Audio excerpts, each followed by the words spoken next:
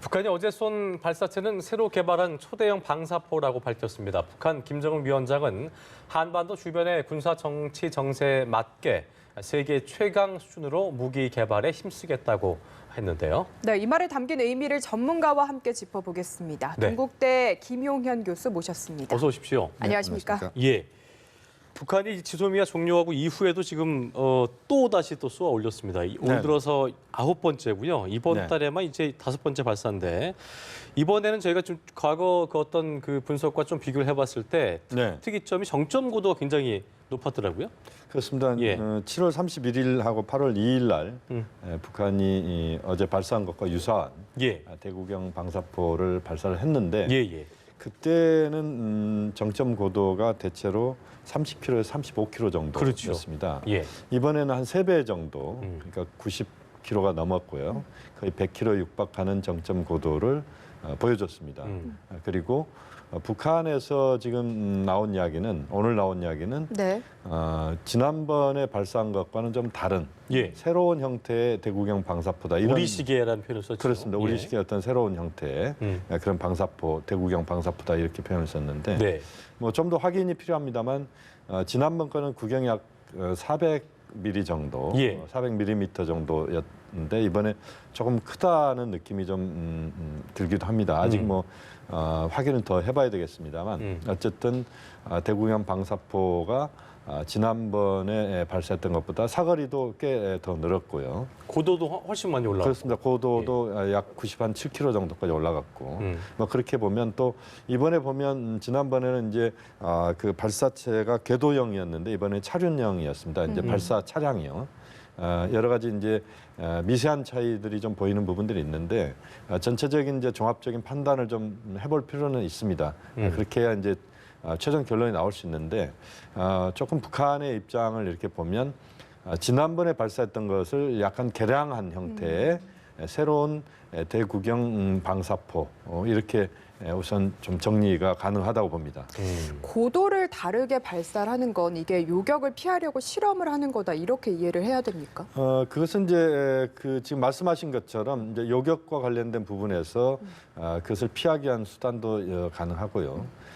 이번에 이제 고각 발사를 한 겁니다. 그러니까 지난번에 발사한 것보다 각도를 좀 더 높여서 발사를 하게 되면 아무래도 이제 더 높이 올라갈 수 있겠죠. 예. 그래서 고각 발사를 통해서 요격을 피하는 측면도 있고 또 다양한 형태의 발사 능력을 좀 보여주는. 그렇죠. 그것을 이제 확인할 수가 있겠죠. 궁금한 것이 이제 예. 아까 말씀하셨던 것처럼 교수님 말씀대로 7월 31일, 8월 2일도 방사포였는데 그때는 30여 킬로미터하고 25킬로미터였는데 네네. 고도를 그만큼 두세 배 올렸다는 거는 기술적으로 우리가 충분히 더 높이도 발사할 수 있고 네네. 그 레인지를 넓힌 것 자체가 어떤 기술력의 우위를 좀 보여주려는 그런 의도가 아닌가 싶은 생각이 들어요. 그렇습니다. 이제 고각 발사를 통해서 그런 발사 능력도 보여주고 또 예. 아무래도 고각 발사를 하게 되면 사거리가 또 늘어날 수 있습니다. 그렇죠. 그리고 그것을 통해서 다양한 이제 그 미국이나 일본, 한국의 요격 능력에 대한 시험 이런 부분들을 북한이 피해갈 수 있다는 것도 보여주는 뭐 그런 차원에서 물론 이제 그 요격은 뭐 미국이나 또 미국이 갖고 있는 요격 능력이 그것을 요격할 수 있는지 좀 더 확인이 필요합니다만 어쨌든 이제 그런 북한의 다양한 기술적인 수요들을 이번에 충족시키는 그런 발사가 이번 달에만 이제 5번째 열렸다는 것은 결국 북한이 북미 실무회담을 앞두고 최대한 그 기술적인 수요를 충족시키면서 다양한 능력을 보여주는, 과시하는 그런 측면에서의 북한의 행보라고 봐야 됩니다. 어쨌든 다양한 의도를 가지고 이번 방사포 발사 실험을 한 건데 사실 네네. 우리 입장에서는 그동안 북한이 도발을 하는 이유가 한미 연합훈련 때문이다라고 네네. 이야기를 많이 했거든요. 그래서 연합훈련도 이제 끝났으니까 좀 멈추지 않을까 싶었는데 이렇게 네네. 또 발사한 이유는 좀 뭐라고 보시나요? 그러니까 통상적으로 보면 북한이 그 이른바 도발 또는 무력 시위를 과거에도 한미 군사훈련을 전후로 해서 지금보다 훨씬 높은 수준에서 했습니다. 그러니까 강도가 셌죠. 네. 이번에는 횟수는 많았지만 단거리 발사체이기 때문에 그것이 유엔 제재 위반이긴 합니다만 유엔이 제재하기 어려운 그런 수준에서의 행동을 해온 겁니다. 예. 이제 그런 차원에서 이제 북한의 행동이 상당히 제한적인 것이다 이렇게 봐야 되는데 이번에 보면 이제 훈련이 지난 20일 날 끝났는데도 북한이 발사를 이렇게 하는 것은 지금 북미 실무회담이 지금 목전에 있다 이렇게 이야기가 나오고 있습니다만 네. 아직 날짜가 확정되지 않았습니다. 그렇게 보면 북미 실무회담이 확정되기 전에 북한 나름대로 단거리 발사체와 관련돼서는 기술적 수요를 최대한 능력을 과시한다. 또 그리고 다양한 형태의 단거리 발사체. 지난번에 이제 단거리 미사일도 했었고 또 우리 에이티킴스에 해당하는 또 그 자탄을 갖고 있는 발사체도 또 발사를 했고 네. 또 이번에 이제 대구경 방사포를 발사하고 또 새로운 형태의 대구경 방사포 이렇게 다양한 미사일 또는 발사체를 발사를 통해서 북한이 핵과 관련된 부분에서는 핵실험을 하지 않고 또 그 과정에서는 최대한 자제하고 있지만 예. 단거리 또는 핵과 관련된 것 외에 나머지 부분에서 북한의 능력이 있다는 것을 최대한 보여주는 그래서 핵을 지금 개발하는 것을 중단할 수 있지만 나머지 이 수단에 대해서는 우리도 최대한 능력이 있다는 것을 보여주는 이걸 통해서 군사 부분에 있어서 어떤 균형을 맞추겠다. 남측과 또는 일본 또는 미국이 압박하는 것을 최대한 북한도 거기에 대한 대응 수단이 있다는 것을 보여주는 네. 그런 행보가 집중적으로 지금 이루어지고 있다. 실무회담 이전에 이루어지고 있다. 아마 실무회담이 시작되면 북한의 이러한 군사적인 행동은 아마 중단될 가능성이 매우 높다고. 말씀하신 것처럼 실무회담이 시작할 시점이 언제까에 또 관심이 쏠리고 있는데 네네. 기본적으로 5월부터 지금 9번째 발사였고 네네. 트럼프 대통령이 그때 10일 트위터에 올린 글에서 김 위원장의 친서를 통해서 한미 연합군사훈련 종료 후에 네네. 미사일 발사 시험을 좀 멈추고 협상 재개를 희망한다고 했으니까 네네. 이제 한미 연합훈련도 끝났고 또 네. 북한이 좀 껄끄러워했던 지소미아도 종료가 됐고 하니까 그런 부분에서 보면은 이제 이 최근에 일련의 어떤 계속된 도발은 이제 끝이 나고 네네. 이제 뭐 실무 협상이 이어진다 이렇게 좀 수순으로 봐야 될까요? 어떻게 좀 보세요? 지금 이제 실무회담의 날짜를 최대한 빨리 잡는 게 매우 중요하다 봅니다. 예. 왜 그러냐면 실무회담의 날짜가 빨리 잡혀야 북한의 이런 어제와 같은 최근에 계속 발사됐던 그런 미사일 발사체의 발사도 중단될 가능성이 매우 높다고 보고 예. 또 하나는 한일 간의 지금 갈등과 관련된 부분에서도 북미 실무회담이 그 확정이 되고 북미 실무회담의 성과가 나오기 시작하면 저는 한일 갈등은 상당히 축소 또는 한일 갈등은 굉장히 제약이 따른다고 봅니다. 네. 다시 말씀드리면 일본 입장에서도 또 우리 입장에서도 북미 실무회담을 통해서 한반도 비핵화 평화체제 프로세스의 진전이 이루어지는데 한미일 간의 균열이 커진다. 또 그 과정에서 군사적인 부분에서 또 그런 공백이 발생하는 것 뭐 이런 것들에 대해서 미국과 또 국제사회 우려가 상당히 또 한국과 일본을 압박할 가능성이 높습니다. 특히 예. 일본을 압박할 가능성이 높다고 보는데요. 그 과정에서 한일 갈등에 대한 원천적인 어떤 해소를 위해서 한일 당국이 적극적인 노력을 해야 된다는 뭐 그런 차원에서의 압박이 가해지면서 지금의 한일 간의 갈등도 또 지금 뭐 경제 부분까지 지금 상당히 또 한일 갈등이 어려움을 초래할 수도 있는 네. 이런 상황들에 대해서도 그것을 굉장히 제약하고 또 제한할 수 있는 이런 상황이기 때문에 저는 북미 실무회담의 조기 개최가 또 한미 간에 또 핵 문제를 한미 또 핵 문제를 풀어가는 이 과정 자체가 좀 더 지금의 어떤 국면을 바꿔낼 수 있는 예. 뭐 그런 차원에서 의미가 매우 크다고 봅니다. 그런데 어제 방사포 발사 발표 과정을 봐도 사실 일본에서는 이게 지소미아 종료에 따른 간극을 노린 거다라는 식의 분석을 내놓고 네네. 또 우리 합참보다 또 먼저 발표한 내용 가지고도 뭐 이게 누구한테 득실이 있다 이런 식으로 논란이 많거든요. 이 네. 부분은 좀 어떻게 해석을 하고 계십니까? 그 시간의 문제는 저는 그렇게 중요하다고 보지 않습니다. 중요하지 북한이 이 26분 먼저 발표했다고 하지만 궤도나 또 정점 고도나 이런 것들을 발표하면서 26분 전에 모든 것들을 발표한 게 아닙니다. 그냥 쐈다는 사실만. 그렇습니다. 사실만 북한에 대해서 일본이 먼저 발표를 했을 뿐이고요.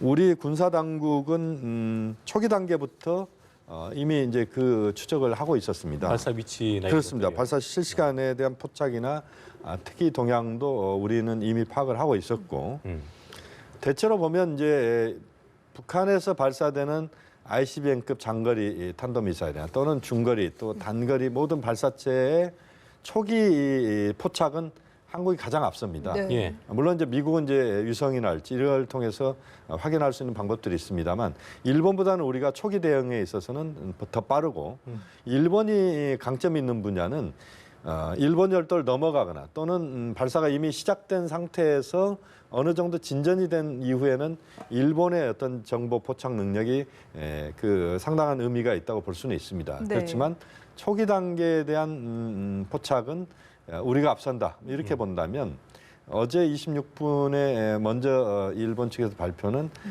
그렇게 큰 의미가 없는 그런 발표다라고 봐야 될 것 같고요. 뭐 그것이 마치 그 일본이 한미 정보 당국의 어떤 그 입장들을 좀 더 그 균열시키려고 한다랄지 뭐 이런 쪽에서의 그 조기 발표 그러니까 이런 식은 아니라는 겁니다. 지소미아 종료로 우리가 훨씬 이렇게 이걸 종료라는 얘기가 나오니까 우리 훨씬 빨리 발표됐고 네네. 차이가 나는데 네네. 이걸 종료하게 되면 분명히 정보의 신속성 면에서도 떨어질 것이고 네네. 불리할 거라는 걸 좀 이렇게 대외적으로 보였다 그런 말씀이신 거죠? 물론 이제 그런 걸 그런 보였다는 의도가 거죠? 있었는지 모르겠습니다만 26분 먼저 발표한 것 자체가 별 의미가 없다는 겁니다. 그래서 우리의 초기 포착이랄지 또는 우리 정보 당국이 이미 그것을 확인하고 있었기 때문에 우리는 북한이 그것을 발사한 이후에 최종적인 어떤 정점 고도랄지 이런 것까지 다 확인한 다음에 이제 안정감 있게 발표를 했기 때문에 그 문제를 갖고 우리 정보 당국의 정보 능력의 미비다라고 주장할 근거는 하나도 없다고 볼 수 있습니다. 일단 뭐 11월 하순까지는 유효한 상태이기 때문에 이번에도 이제 뭐 일본 측에서 요청을 했기 때문에 저희가 정보를 공유했다고 하는데 네네. 청와대는 이제 현 정부 들어서 북한 미사일 발사 정보에 대해서 일본 분석 정보를 활용한 적이 없다고 밝혔는데 네네. 이게 뭐 그 실효성 없는 협정이었기 때문에 종료를 한다 해도 안보생 공백이 없는 건지 이에 대해서는 좀 찬반이 갈리는 것 같아요. 교수님 어떤 입장이신지 좀 듣고 싶네요. 그러니까 우리가 다른 국가들과 이런 정보 보호 협정을 많이 맺을수록 좋은 겁니다. 네. 그러니까 한일 간의 정보 보호 협정, 지소미아도 좋은 겁니다.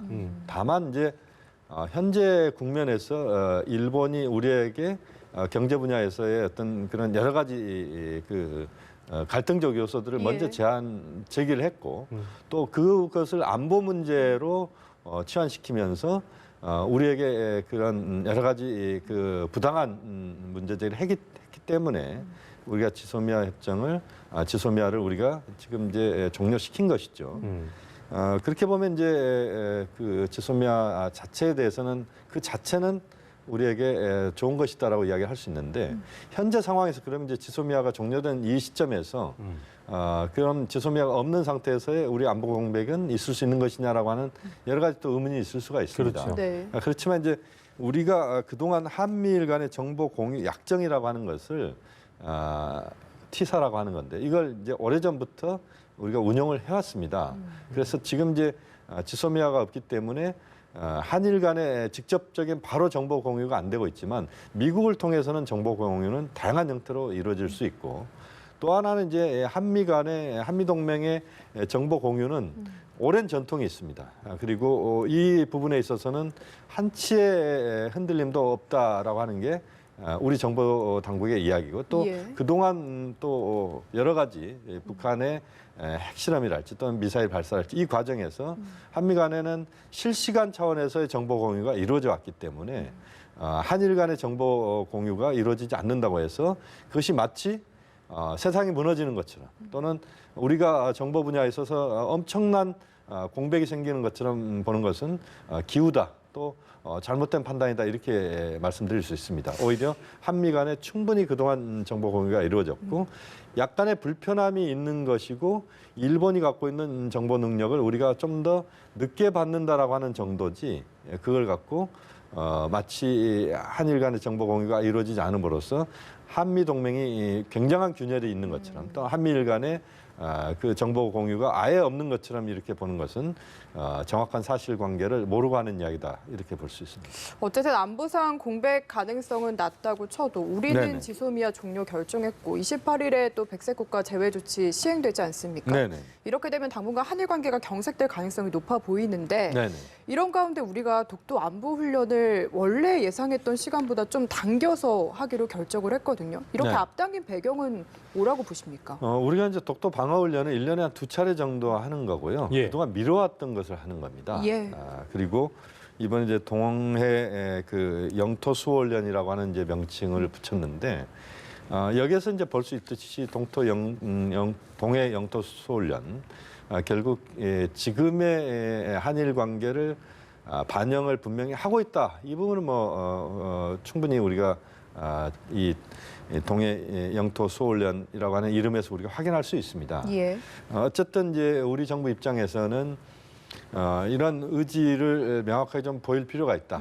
또 우리가 그동안 연기해왔던 것을 하는 것이고 또 이것을 통해서 일본에 대해서 명확하게 우리가 지소미아를 종료하고 동해 영토 수호훈련을 하는 것 자체는 일본의 부당한 조치에 대한 우리의 항의이고 또 일본이 그런 조치를 원상 회복하지 않으면 우리도 우리의 자존을 갖고 정확하게 지금의 어떤 국면들을 이끌어갈 수밖에 없다라고 하는 것을 표현한 것이다. 그렇게 볼 수 있겠습니다. 예. 한미일 안보 협력 이 중에서 이제 이제 한간에서는 한국이 이 셋 중에는 삼각 공조에서는 약간 좀 이제 약한 고리다 이런 부분들을 이제 좀 북한이나 중국이나 러시아가 파고들 수 있다는 그런 우려가 나온 상황인데 결과적으로 이제 어떤 이 지소미아가 종료됨으로써 미국에서도 이제 그 종료되고 나니까 이전까지는 좀 뜨뜻미지한 게 있다가 굉장히 실망감을 표력했고. 네. 트럼프 대통령은 어떤 얘기할까 싶었는데 실망이란 말보다는 무슨 일이 일어날지 지켜보자. 네. 온도차를 뒀는데 문제는 이제 그 한일 간의 어떤 안보 협력이라는 것이 이게 좀 해이해지면 기본적으로 미국이 불편할 수 있는 부분이잖아요. 네. 그런 부분 때문에 더 좋게 하지 않을 것 같다는 생각이 드는데 어떤 그 후폭풍은 좀 어떻게 좀 예상하시는지 좀 듣고 싶네요. 저는 이제 한미 간에는 후폭풍이라고 보지는 않습니다. 한미 간의 후폭풍은 없다. 우려하지 않아도 된다. 네, 그렇습니다. 왜냐하면 한미 동맹이라고 하는 것 자체가 보면 미일 동맹도 그렇고 또 미국과 아주 그 동맹 관계를 형성하고 있는 영국이랄지 예. 또는 캐나다랄지 이런 국가들 사이에서도 미국과의 여러 가지 문제들이 발생했을 때 실망스럽다는 표현들이 없었던 게 아닙니다. 이례적이긴 하다고 그렇습니다. 하던데요. 물론 예. 이제 한미 관계 차원에서는 이런 표현들이 나오는 경우는 별로 그 없죠. 동맹 차원에서 굉장히 좀 센 그렇습니다. 표현이었다. 센 표현인 건 틀림이 없는데 네. 그렇다고 해서 이것이 마치 미국이 이런 실망이라는 표현 자체가 다른 동맹에서도 없는 그건 아니었다. 발언이다 이렇게 볼 수는 없는 것이고요. 보통 보면 미국이 영국과 또는 캐나다 또는 일본 또는 호주 이런 국가들과 이제 동맹 관계를 맺고 있는데 그들 국가에서도 이런 표현들은 자주 나오지는 않습니다만 나오는 경우들이 있습니다. 그만큼 그 이번 실망스럽다는 표현을 갖고 한미 동맹이 마치 심각한 균열까지 간다 이렇게 볼 수는 없는 거고요. 한미 동맹은 고유의 어떤 가치가 있는 것이고 예. 또 특히 북핵 문제를 풀어가는 데 있어서 한반도 비핵화 평화 체제를 풀어가는 데 있어서 한미 동맹이 경고하지 않으면 이 문제를 풀기는 어렵다고 봅니다. 그렇죠. 그렇게 보면 미국도 그렇고 한국 입장에서도 상호 간에 매우 긴밀한 그런 협력 구도를 갖고 있고 지금 보면은 한미 간의 정보 공유나 이런 부분들은 거의 실시간으로 이루어지고 있습니다. 또 그 정보 공유 자체가 일본이 물론 정보 공유를 함께 할수록 더 좋은 것이지만 그렇다고 해서 한미 간의 이런 정보 공유나 이런 차원에서의 어떤 틈이 있거나 또 그것에서 여러 가지 문제가 발생하거나 하지 않는다는 것이고 그렇게 보면 제가 볼 때는 좀 더 지금의 상황은 우리가 신중하고 진지하게 접근할 필요는 있고 또 한미 간에 그동안 많은 부분에서의 대화가 이루어졌습니다만 좀 더 많은 그 대화를 또 이번을 통해서 계기로 그렇습니다. 좀 더 그것을 통해서 지금의 어떤 기후들을 해소하면서 한반도 비핵화 평화 체제를 풀어가는 쪽으로 모든 역량을 집중하고 예. 또 그 과정에서 당장은 북미 실무회담에 모든 역량을 집중하는 게 저는 중요하다고 중요하다. 봅니다. 그러니까 지소미아도 중요하고 또 한일 간의 갈등도 매우 중요합니다만 그것에 대해서 여러 가지 해소할 수 있는 가장 중요한 어떤 현재의 중요한 이슈가 뭐냐라고 했을 때 북미 실무회담의 성과라고 봅니다. 알겠습니다. 이럴 때일수록 더더욱 미국과의 접촉면을 넓혀서 공고히 하자라는 말씀이셨는데 마지막으로 하나만 더 여쭤보겠습니다. 이런 가운데 오늘 프랑스에서 트럼프 대통령과 아베 총리가 만납니다. 네네. 아베 총리가 일방적으로 일본의 입장만을 전달하고 뭔가 미국을 설득하는 게 아닌지 걱정이 되거든요. 네네. 한국 문제 분명히 논의가 되겠죠. 물론 이제 그 미국과 일본의 최고 지도자 간의 만남에서는 당연히 뭐 그런 이야기는 될 거라고 봅니다. 그렇다고 해서 트럼프 대통령이 일방에 손을 들어주거나 하는 쪽으로 가지는 않을 거라고 보고요. 물론 이제 아베 총리를 만나기 때문에 그 과정에서 외교적 수사로서 일본에 대한 언급은 있을 수 있다고 봅니다만 그러나 기본적으로 트럼프 대통령이 좀 더 뭐 상황을 지켜보겠다는 이야기까지 중립적인 했고, 어떤 그렇습니다. 입장을 견지할 그래서, 것이다. 예. 또 지금 이제 북미 실무회담에 모든 역량을 쏟아야 되기 때문에 트럼프 대통령 아베 총리에게도 북미 실무회담 성공을 위해서 현재 한일 갈등이랄지 이런 부분들이 그것이 너무 커질 때 문제가 더 발생할 수가 있고 더 커질 수가 있으니 한일 갈등을 최대한 자제시킬 수 있는 일본의 노력도 촉구할 가능성도 저는 충분히 있다고 봅니다. 알겠습니다. 지금까지 김용현 동국대 교수와 함께 자세한 정치 보았습니다. 오늘 말씀 고맙습니다. 네, 잘 들었습니다.